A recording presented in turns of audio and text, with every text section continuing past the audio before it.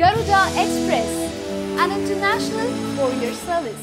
రాష్ట్రంలో సుమారు 20,000కు పైగా ఉద్యోగ నియామకాలకు సంబంధించి సత్వరమే చర్యలు చేపట్టాలని సీఎం కేసీఆర్ ఉన్నతాధికారులతో నిర్వహించిన సమీక్షలో నిర్ణయం తీసుకున్నారు.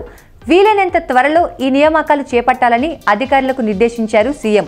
వివిధ విద్యా సంస్థల్లో 20,000కు పైగా ఉద్యోగ నియామకాలకు సంబంధించిన నోటిఫికేషన్ సిద్ధం చేయాలని, దీనికి ప్రభుత్వం ఇప్పటికే అనుమతించిందన్నారు సీఎం కేసీఆర్. కొత్తగా మొదలైన 84 కస్తూర్బా గాంధీ బాలికల విద్యాలయాల్లో 1,428 ఉద్యోగాల నియామకం వెంటనే జరగాలన్నారు సీఎం.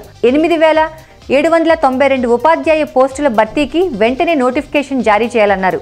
కొత్త జిల్లా కేంద్రాల్లో 29 పట్టణ కేంద్రాలలోని గురుకులాల్లో 377 ఉద్యోగాల నియామకానికి సీఎం గ్రీన్ సిగ్నల్ ఇచ్చారు.